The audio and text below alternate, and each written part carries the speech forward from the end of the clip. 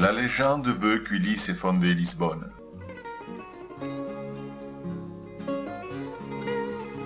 Les Phéniciens s'installèrent il y a 3000 ans. Ils nommèrent la ville Ali-Subo, Rade sereine.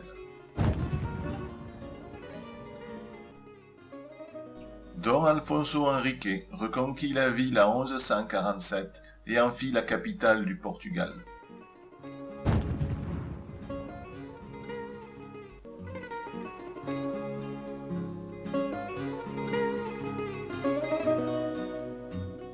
Au lendemain du terrible tremblement de terre de 1755, le despotique marquis de Bompal reconstruisit le quartier de la Baixa sous forme de damier, avec de longues rues qui se coupent à angle droit.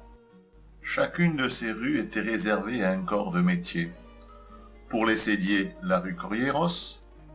Pour les doreurs, Dourados.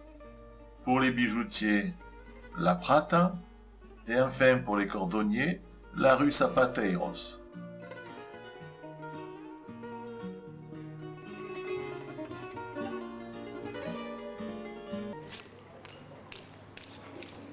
L'art du pavage en noir et blanc, association savante de basalte et de calcaire, est né vers 1515.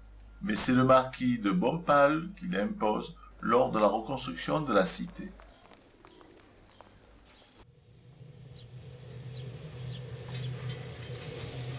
Les tranvias, ou électricos de Lisbonne, brinque-ballants et antédiluviens, font partie intégrante du paysage de la capitale portugaise. L'électricos 28 s'élève dans un gémissement métallique à travers le Bairro Alto jusqu'au sommet d'Estrala.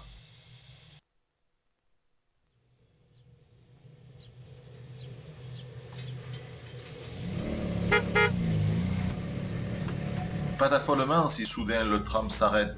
Son conducteur est en train d'évaluer s'il a suffisamment de place pour passer en raison d'un obstacle impromptu.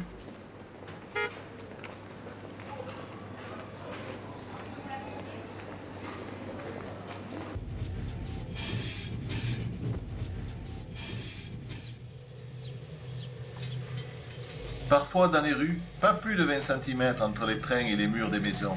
Gare au coude qui dépasse.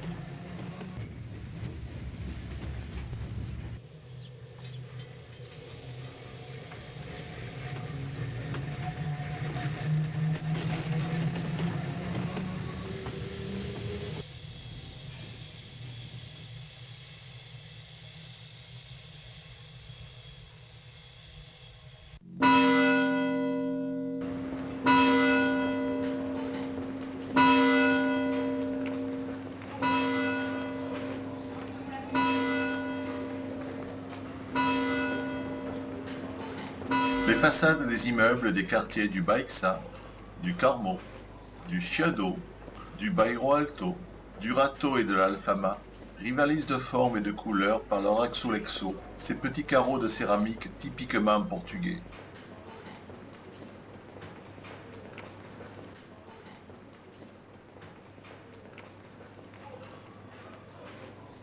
La ville compte 3 lignes de funiculaires, elevadores ou ascensors qui grimpent bruyamment le long des pentes les plus raides.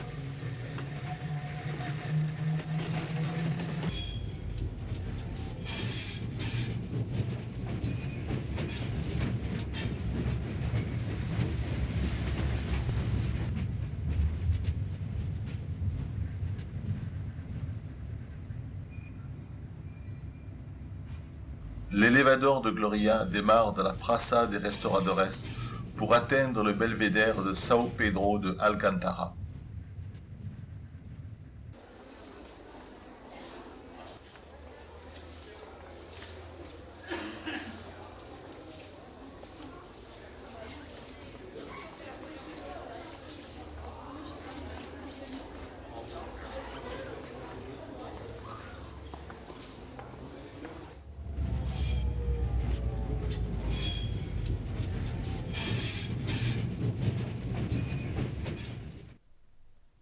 Manuel Ier ordonna la construction du monastère dos Jerónimo pour commémorer la découverte par Vasco de Gama de la route maritime des Indes. Les travaux de construction démarrèrent en 1502 selon un plan d'inspiration gothique conçu par l'architecte Diogo de Boitac, considéré comme l'un des créateurs du style manuélin. À l'intérieur, la nef est une grande audace architecturale. Elle est seulement soutenue par de longues et fines colonnes sculptées, à l'encontre de toutes les techniques pratiquées à l'époque en Europe. Elles résistèrent au terrible tremblement de terre de 1755. Le monastère ne fut achevé que vers la fin du XVIe siècle. L'église du monastère sert de panthéon funéraire aux navigateurs et à ses descendants.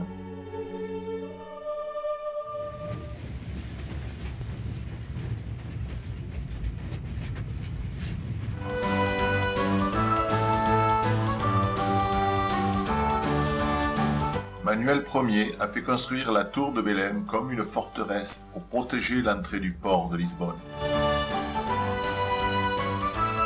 La tour de Belém, ancienne tour de guet de forme hexagonale, est plantée perpendiculairement au Tage.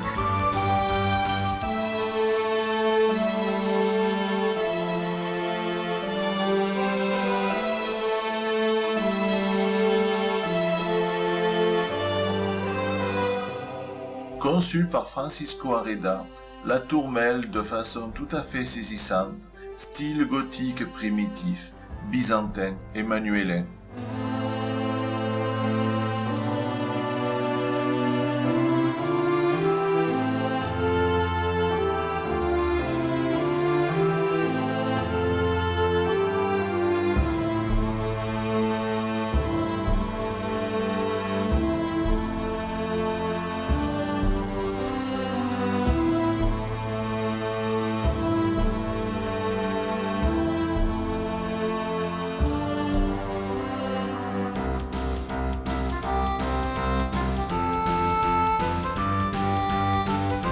Ces salles sont réparties autour d'escaliers étroits et sombres sur 4 niveaux.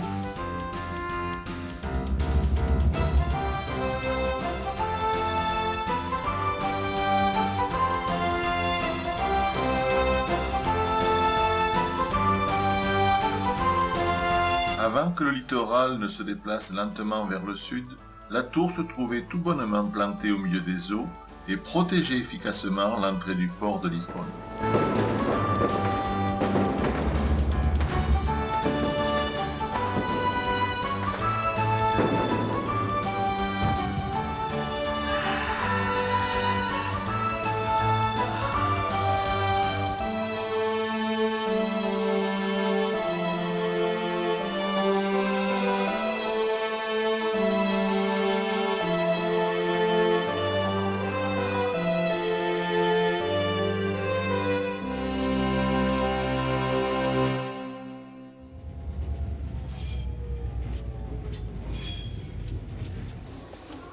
L'ascenseur de Santa Justa, qui relie le Rossio à l'église du Carmo dans le Chiado, a été construite par le français Raoul de Meignet de Ponsard, élève de Gustave Eiffel. Le poète Valéry Larbaud l'appelait la machine à visiter la Lune.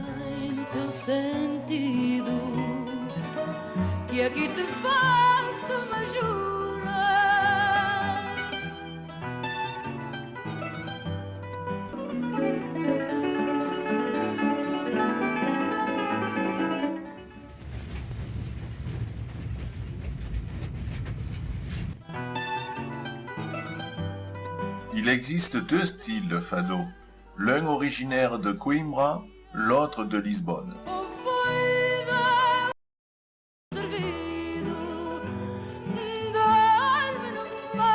Le fado de Coimbra, qui fait l'éloge de la beauté féminine, est traditionnellement chanté par les hommes uniquement.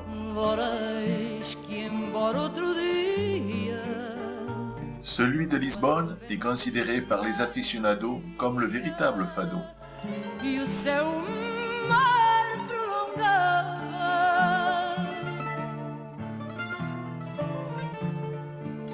Lá para outro velho.